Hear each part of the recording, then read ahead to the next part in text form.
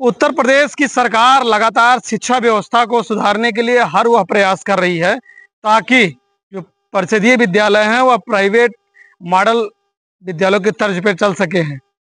उन बच्चों के लिए मुफ्त मुफ्त किताबें, मुफ्त ड्रेस, जूता चप्पल जैसे तमाम सारी सुविधाएं सरकार ने मुहैया कराई है। लेकिन मेरे पीछे देख सकते हैं, मैं अपने कैमरामैन से कहूंगा इस विद्यालय का नज़ारा जो है उस इस विद्यालय की स्थिति को दिखाए। मैं दिखाना चाहूंगा कि देख सकते हैं इस साइड में किस तरीके से कूड़े करकट, जहाँ पानी किस तरीके से भरा हो, हम लोग खुद पानी में हैं। मैं दिखाना चाहूंगा कि कैमरा की देखिए किस तरीके से हम लोग पानी में खुद, यहाँ दो भाजपा के जो जो कार्यकर्ता हैं और एक जो पिछड़ा वर्ग के जिला अध्यक्ष हैं वह खुद इस पानी में है। मैं चाहूंगा कि इस स्थिति को दिखाया जाए और इनसे बात करने की हम लोग बात करने की कोशिश करेंगे कि यह स्थिति कब से कब बनी है और क्या जो जिम्मेदार हैं वह इस शिक्षा व्यवस्था को, सरकार की जो नीति है उसको मटिया मेट कर रहे हैं। तो मेरे साथ प्रमोद कुमार चौधरी हैं, हम उनसे बात करेंगे।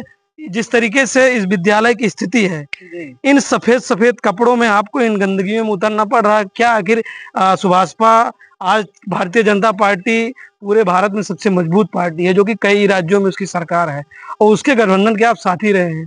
तो क्या स्थिति है कि आपने कीचड़ों में उतर के अपनी व्यथा उन अधिकारी को सुनानी पड़ रही है? बात यह है कि योगी जी का जो जो भी नीति है वो सही है, लेकिन जो प्रशासन के लोग हैं उनकी जो है मंशा ठीक नहीं है, काम ठीक से अपना कर नहीं रहे हैं। यही लोग सरकार को बदनाम करने का कार्य कर रहे हैं। यही तो ये देश के भविष्य यहाँ पलते हैं। और जो यहाँ की शिक्षा व्यवस्था, यहाँ की अध्यापक की बात करें तो वास्तव में बहुत ईमानदार और बहुत अच्छे हैं। अच्छे इसलिए हैं कि उनका चेहरा देख करके मैं नहीं बयां कर रहा हूँ, उनकी बच्चों की स्ट्रेंथ संख्या देख करके और बच्चों की प्रतिभा देख करके मैं बता रहा हूँ। क्योंकि इस विद्यालय में लगभग 1-1.5 साल से 2 साल से मेरा लगातार आना जाना है। मैं देख रहा हूँ कि बच्चों सामान्य ज्ञान प्रतियोगिता हम लोगों ने निःशुल्क कराया अखिल भारतीय समूह सहायता ट्रस्ट के माध्यम से। उसमें काफ़ी बच्चे बैठे, रिजल्ट की घोषणा अभी होनी है। जूता मोजा बैग शिक्षा के लिए हम लोगों ने वितरण किया।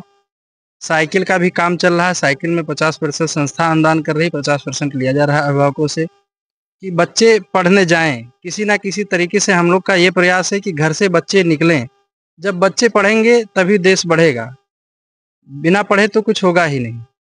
ये जो अधिकारी हैं, बच्चे पढ़ने देश बढ़ने में कहीं ना कहीं हमको लगता है जिस तरीके से इस विद्यालय की स्थिति है वो बाधा बन रहे हैं। आपको क्या लगता है? ये बहुत बड़ी व्यवधान है बच्चों के लिए, तो शिक्षा के लिए बहुत बड़ी बाधा है। क्योंकि इस प्रकार से जलमग्न है बच्चे, इसी से आते हैं, कार्नर से थोड़ा मोड़ा ईंटा उटा लगा करके आते हैं, उधर गेट बंद है।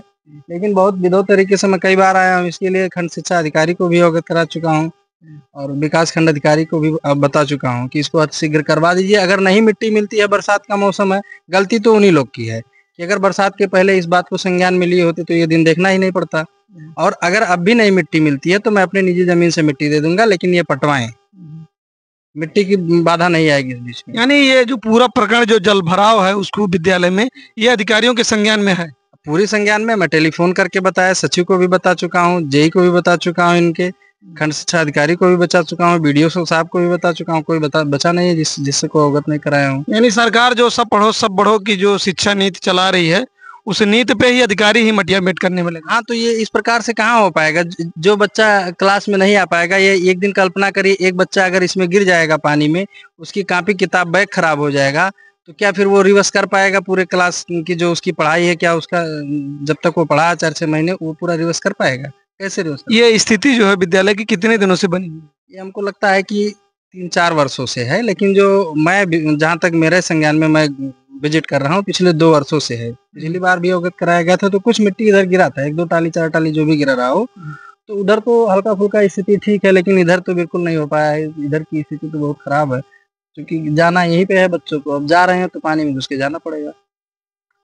तो देख सकते हैं यह दुर्भाग्य है बस्ती जनपद के अधिकारियों का, जिस तरीके से सरकार जो हर वह संभव प्रयास कर रही है, लेकिन इस जिले के जो जिम्मेदार हैं वह सिर्फ एसी रूम में बैठकर मजे मार रहे हैं। बने रहिए बस्ती से राजकोल के लिए रत्नेश्वर मिश्र।